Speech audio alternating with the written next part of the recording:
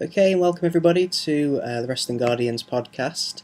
For those of you listening on YouTube, by the way, if you want to give this video a like, and if you like what you hear, then feel free to subscribe to the channel. We're currently working on a Wrestlemania review series on the YouTube channel, so certainly if you're a fan of the early work of the WWF back in the 80s and 90s, then give that a check out.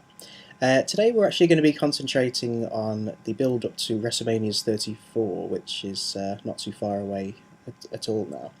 And we're going to be looking at a match in particular per episode and how the build up is going and how we generally feel about how that match will contribute to the show overall.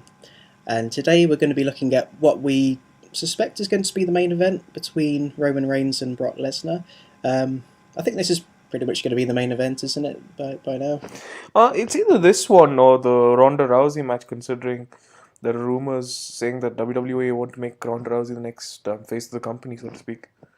But yeah, and all indications are we will end WrestleMania 34 with Roman Reigns pinning Brock Lesnar. Yeah, certainly looks that way. Yeah, I think that's probably the only other match that could potentially usurp the main event spot. I think maybe if they were going to have done Cena and Undertaker, maybe you could argue a case for that, but it's still very, very, very unclear whether that's actually happening. So, um, I suppose the first thing to say about this matchup is that this is, unless I'm mistaken, I think this is the third time that they've gone with two guys in the main event on two separate occasions. So you've had Rock and Austin at 15 and 17, of course, and then you had Cena and Rock at 28 and 29. Um, I suppose, I mean, does that indicate to you that, this Reigns and Lesnar is this generation's Rock versus Austin? Um, not even remotely close. I think it's the exact antithesis of what Rock and Austin was, if anything. I don't think anybody's really invested in this feud at all, and I would be very surprised if it didn't end up being like the WrestleMania 32 main event where fans were just getting up and leaving in droves. I don't think the WWE fan is invested in seeing Roman Reigns have his like 150th coronation, and they're certainly not invested in seeing Brock Lesnar defend the Universal title at this stage of his career. So, um, the WWE just didn't have their finger on the pulse this time, in my opinion. Yeah, it's a good point actually you raise about WrestleMania 32 and how that ended.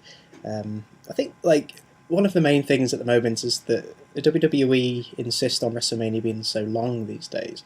Like you're sitting there for almost 6 hours if you count, the pre-show and everything. And I guess if you're going to ask somebody to sit down and watch something for that long, you need to give them something at the end that they're genuinely looking forward to. And I think Reigns and Triple H back at 32 wasn't it, and I just don't see how Reigns and Lesnar this year is going to be it either. Um, I suppose back to my just the question just a second ago though. I guess what I mean is it's this generation's Rock and Austin for the fact that I suppose you'd struggle to get two bigger names together into a single match today if not counting part timers, even though you could argue that Lesnar is essentially a part timer, but not counting any kind of previous legends that aren't actively with the company anymore. Two people from the current roster, Reigns and Lesnar are the two biggest names, whether we like it or not. So I guess in that sense, it's an appropriate main event. But maybe it's just a sign of maybe uh, how non-impressive the roster is at the moment. I'm not sure. Yeah, and I guess that's essentially as much as there is to it. But I don't think the main event of this show called for the two biggest names being put together. I think it called for an underdog story. I think it needed maybe a Seth Rollins or a Finn Balor or someone like that going out of their way to upset Brock Lesnar at WrestleMania. And I think after the 60-minute gauntlet match performance, I think Seth Rollins was certainly the right commodity um, to insert into this main event. There are even rumors, I mean, not from very credible sources, stating that John Cena, in fact, was lobbying for Seth Rollins to win the Elimination Chamber all the way until it went on air. So, if those were indeed John Cena's thoughts, I certainly agree with him. Yeah, it's a bit of a shame, like how that essentially has come to nothing. Really, I mean, it was such a great performance, such a memorable performance from Rollins back on Raw. Um, but it's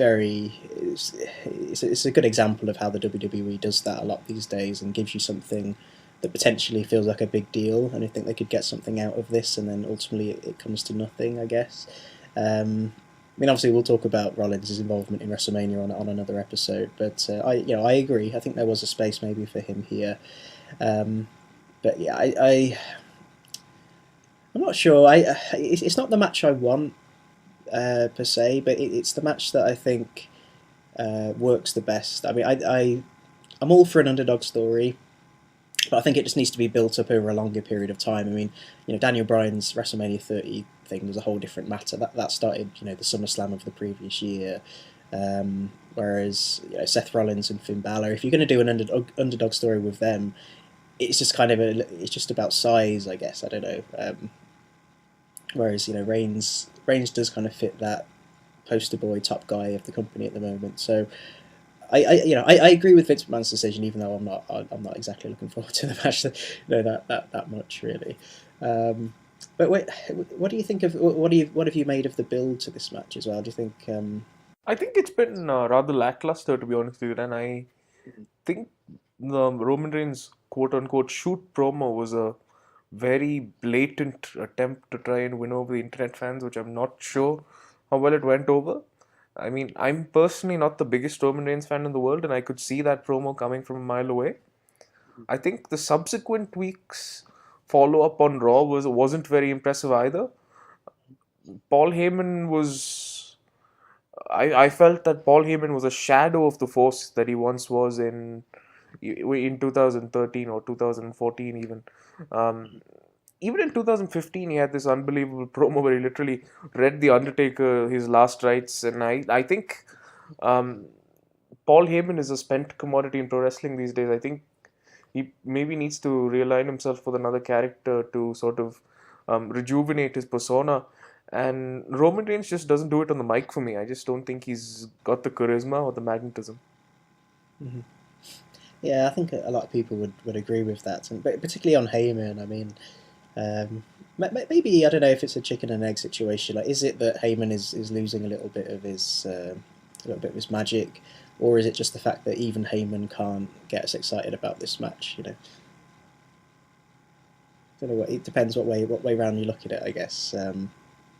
But I mean, like Heyman can promote anything. We know that, but there has to be some excitement on the fans' behalf before we kind of accept his promos as an effective one. I suppose is the point, really. Yeah, I think that's precisely it. I mean, why would you want to see Paul Heyman try and convince you that Brock Lesnar could win this match when in reality there is absolutely no chance or reason for him to come out victorious in this match? His Mm. contract expires in August if Dana White is to be believed. So having him go over here would be stupid if I could use that word. Yeah, I mean, I don't know whether it's like obviously that will let down the match in general, like because nobody's expecting Lesnar to win here. Um, but then I suppose if you go back to the days of Hogan, for example, and nobody really expected him to lose any of his main event matches, apart from Ultimate Warrior was an exception, and that was a big surprise and everything. But Hogan versus Andre, Hogan versus Savage, even Hogan versus Sid at WrestleMania 8, you knew the outcome was going to be, but fans still bought into it. So I don't know whether it's that's an element to it, I suppose. But there are certain guys throughout history that have been able to still entertain the crowd and put on an effective match, even though you knew full well they were going to win. Um, and it's just it's just the idea that Reigns isn't quite there yet and may never will be at that level, unfortunately. Yeah, I think you're right on the money there. Um, I don't think Reigns is that guy yet. Um, Mm. the the I guess it all comes down to whether you want to see a certain guy achieve a certain goal, and I'm not sure that the fans particularly, and I'm sure in fact that the fans don't particularly care about seeing Roman Reigns win the Universal title. Yeah, yeah. Yeah, but back to the build-up as well. I think like, certainly this has been a much better build-up than their last match at 31, although that's not really saying anything. I mean, I agree with you that it feels very contrived and very forced, but I suppose at least they're trying to put some kind of a story together. I think Vince has realised that you can't just rely on two big names in a match and people kind of just instantly buying into it, I guess. Um, do you think it's like a problem with WrestleMania in general these days, where the build-up isn't particularly good? I mean, you know, we were kind of used to seeing WrestleManias of old, where the storyline has been built up for quite a number of months, and you really had that kind of excitement and anticipation as the closer it got to the actual event.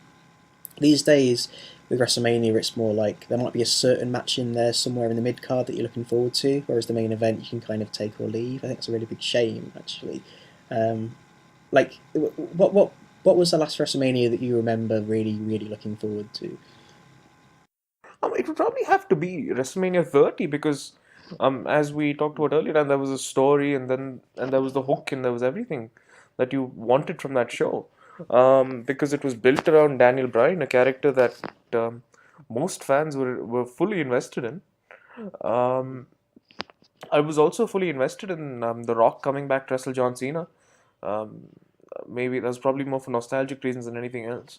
But those are the two that really come to mind over the last decade or so. Um, how much of this sort of spectacle where nobody's really invested in the main event do you attribute to Roman Reigns? Because he's certainly the common denominator in all of these matches.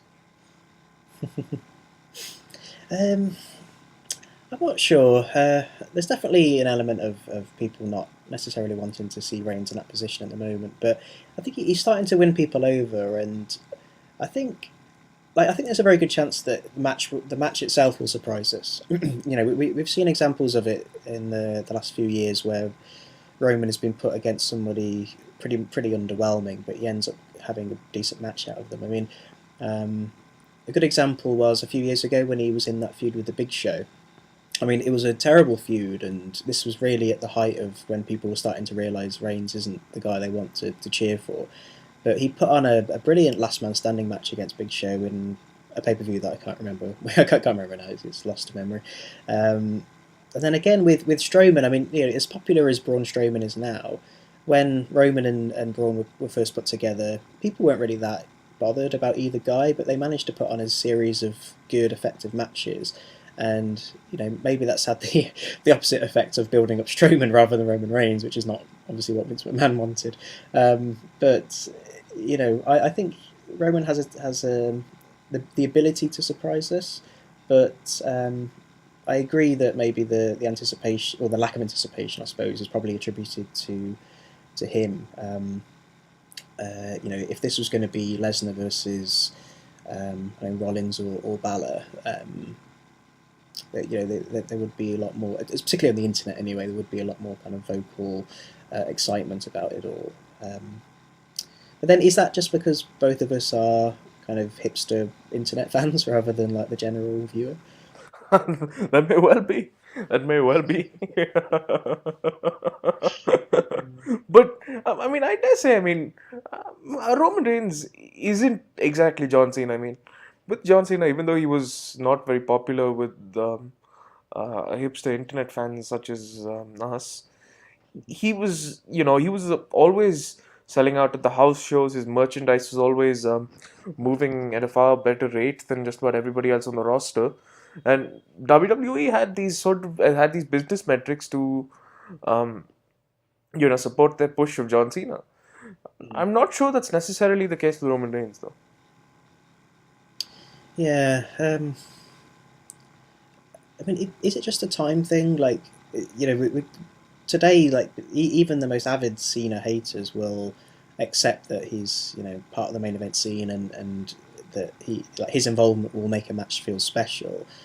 Reigns, he's had a relatively short career. To be fair to the guy, I mean, the Shields debuted in what was it, 2012, I believe. And in terms of a single career, it's not been that long either. I mean, maybe kind of 5-6 years down the road, we'll all just kind of reluctantly submit to Vince McMahon's will and just accept Reigns as the top guy like we do with Cena today. I'm not sure, but there's certainly no excitement on the fans' part, I guess. Um, I mean, if you compare to people that have been in similar positions before, I mean, I always go back to the kind of the new generation era of professional wrestling between like '94 and '97, when you had such a big, huge kind of golden era led by Hulk Hogan, which was one of the most successful periods of time for the WWF.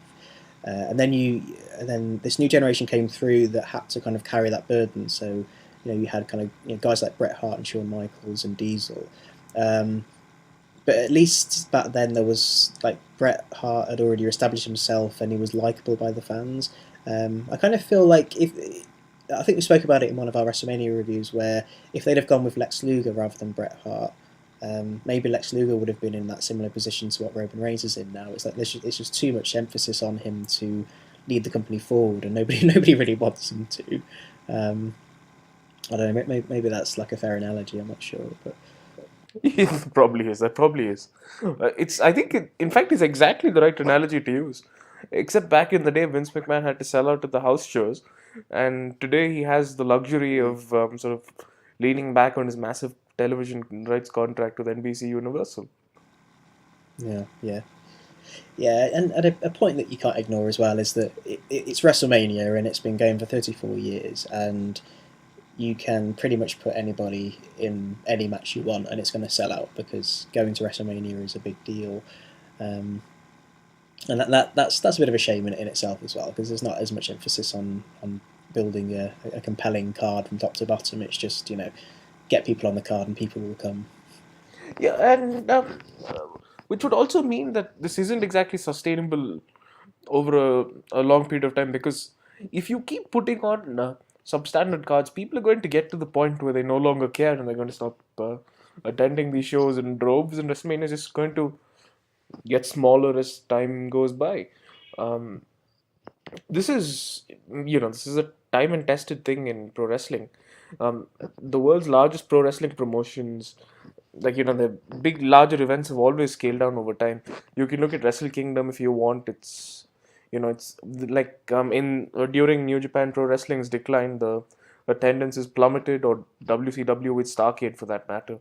um, just because everything is rosy now, I don't think WWE should rest on their laurels.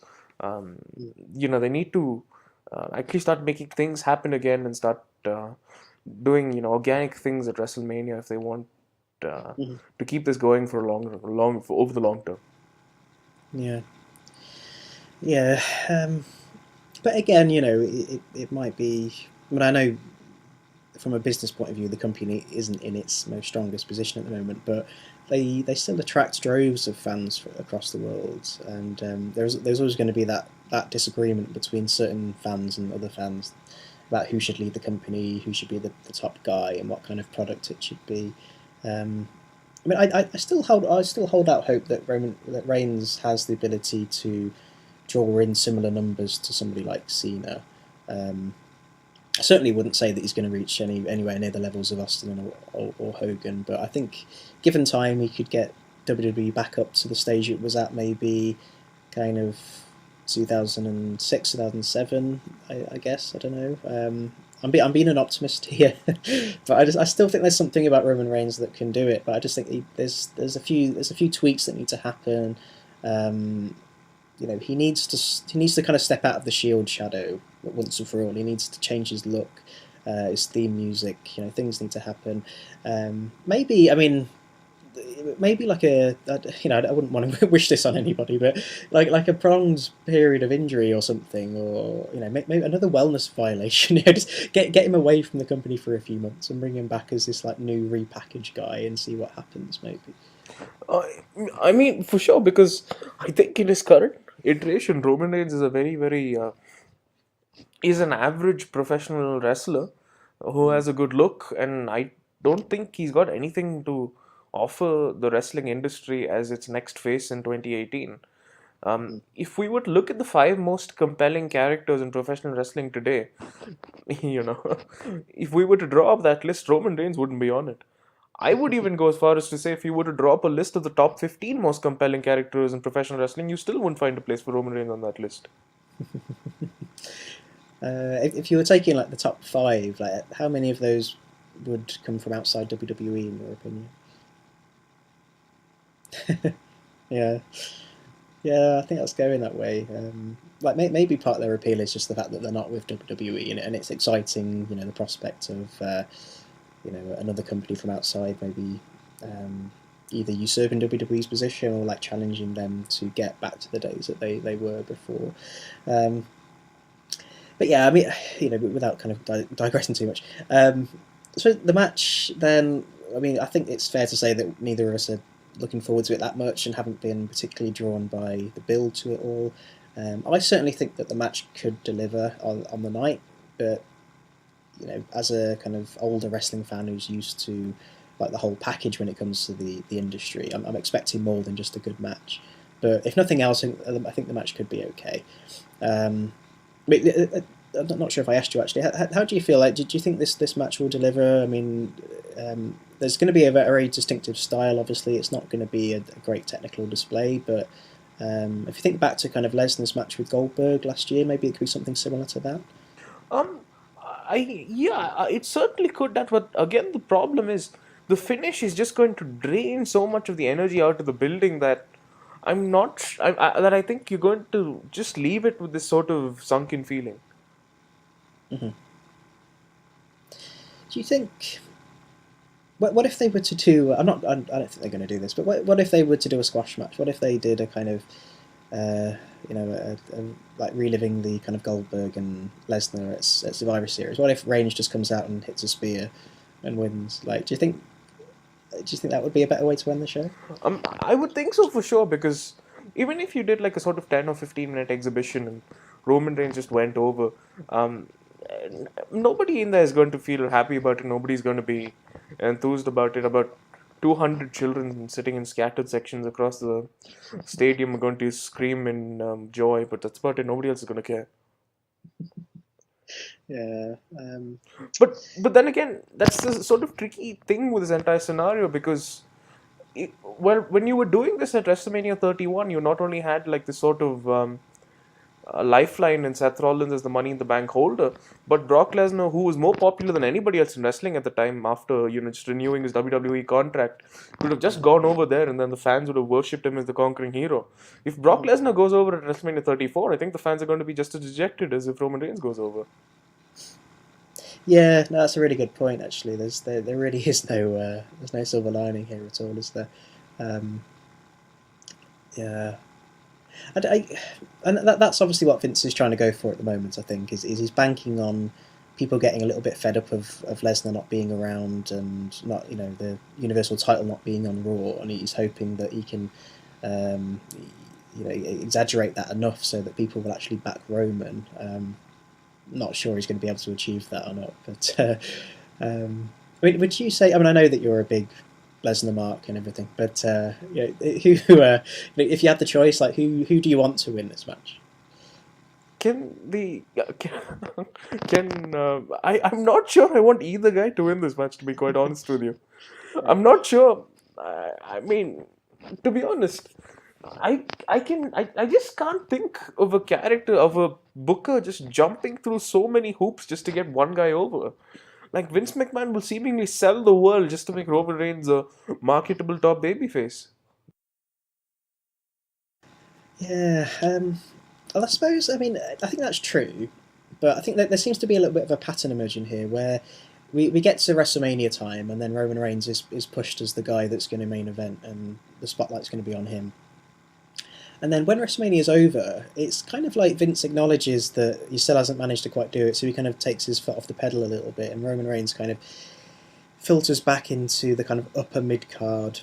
Um, occasionally gets a title match here and there. I mean, it's not the same thing with Cena where 24/7 like Cena was pushed as the top guy in the company. I think that's refreshing, and I think we should appreciate that. I think Vince McMahon knows his limits, but then on the flip side to that, you can't just keep putting Reigns in this position every time WrestleMania comes around, because it just reduces WrestleMania to like a money and a business thing above all else, and it's just Vince's idea that nobody else can fulfill that role to kind of bring in the eyeballs and bring in the ticket sales, and it's a bit of a it's a shame in that regard, really. But throughout this conversation, I'm really kind of struggling to think of any other match that I would put. If you're going to have Lesnar's title defense as the main event, I can't think of anyone else you'd put against him. And maybe that's the point. Maybe that's why we should just accept that this is going to be the main event, and we should try our best to like it. I don't know.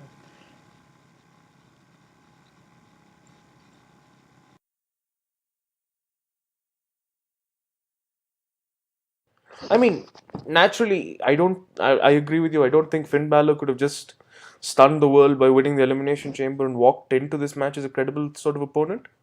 But while unlikely, Chris Benoit did the same thing in 2004. Hardly anyone expected him to win the Royal Rumble, and when you walked into Madison Square Garden that day, there was a real feeling that everyone wanted to see this guy come away with the championship. Hmm. Yeah, no, that's a good analogy, I guess. But I don't know. Do you think Balor is at that Benoit level though? I mean, I know he's a very popular guy with a lot of people. Like, he's never really, because I mean, admittedly, I wasn't watching New Japan at the time that Bullet Club started, so I didn't get the whole Prince Devitt experience, and he was just kind of Finn Balor when he came over to NXT for me. And like, as soon as, like, the entrance was cool and the demon character was pretty cool, but I don't know, in the ring, like when he's just competing against somebody, he's just kind of another guy to me. I don't know. That's fair, and I think Finn Balor instantly becomes far more interesting when he's the demon. But um, I guess I'd have to give that one to you. But I think if you explored Finn Balor a little bit more and gave him more opportunity to find himself on the microphone, I think maybe you could find him a more compelling character. On the ring, he's no Chris Benoit. I mean, very few people to have laced up a pair of boots are going to be anywhere near that guy's level. But because Chris Benoit is arguably the greatest in-ring competitor of all time. I mean, I personally prefer Shawn Michaels, but you could make that argument. So I'm saying, if you gave him the chance, I really think he could find himself as a credible babyface or the top babyface in the company. The demon makes him marketable enough in itself. I don't know how much of a shelf life he would have as the top babyface. Certainly nowhere near as long as Cena did, but I think he could do well in his own right. Mhm. Yeah, I think that's fair, and I think he just needs the right storyline and the right opponent to help him make that next step. Because at the minute he's just kind of falling into the mix where you have a lot of great wrestlers in the company at the moment, but unfortunately, and I don't like saying this because I like both guys, but it's like Seth Rollins and Finn Balor are just kind of interchangeable at the moment for me. They're just two guys that the fans like, and that they're good in the ring, but neither of them. I suppose with Rollins, he had that great feud with Ambrose throughout 2015, but with Balor, he's not really had that one opponent yet that's really got him over. And maybe just throwing him at Lesnar and seeing what happens maybe could have been the door to that. I'm not sure, but I guess we we won't know until Vince has had his fun with Reigns and Lesnar first. So Dan, let's. Would you mind if we turned our clocks back for a little bit? Let's assume this is WrestleMania 32, and Mm. let's assume that Brock Lesnar wins the WWE Championship back at some point and walks into that event as champion.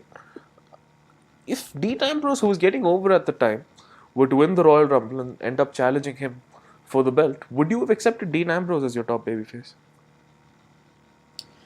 Um, yes, I think so. I like more so than any of the guys at the moment, because I certainly don't think the WWE have done a great job with Ambrose. They've done a pretty okay job with him, and I remember that. I mean, as awful as that match was at 32, I in the build up to it, I was very much looking forward to it because I thought they were going to do so much more.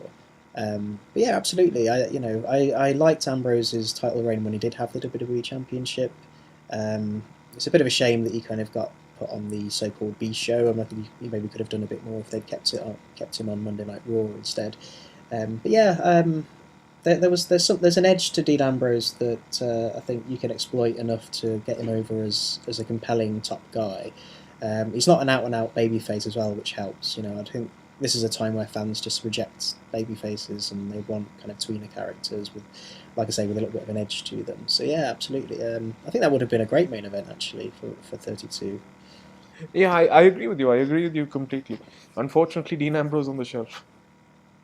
Yeah, oh yeah, exactly. Okay, so if we're trying to kind of wrap this up, really, I mean, I suppose going forward after the match is concluded, obviously I think we're both accepting that Reigns is going to be champion for a while. Do you think this time he's going to maybe hold the belt for a while, or do you think, do you think Vince could throw a curveball and maybe have Strowman come out and challenge Reigns straight away for the title? I can see him breaking the CM Punk record this time, Dan. I'd be very surprised if he didn't. Oh, don't say that. I mean, I think CM Punk is my favorite professional wrestler since Stone Cold Steve Austin, but I think that record is going to end. Oh dear. Okay, that's horrible note to leave it on, but yeah, well, that's great. So, we're looking ahead to the other matches in the future, so obviously stay tuned to the channel. But if you want to give your thoughts on what you're thinking about Reigns and Lesnar at the moment, just leave your comment in the box below. And yeah, like I say, just check out other things on the channel. If you're interested in hearing about the new era WrestleManias, then we'll be recording those very soon as well, so watch this space.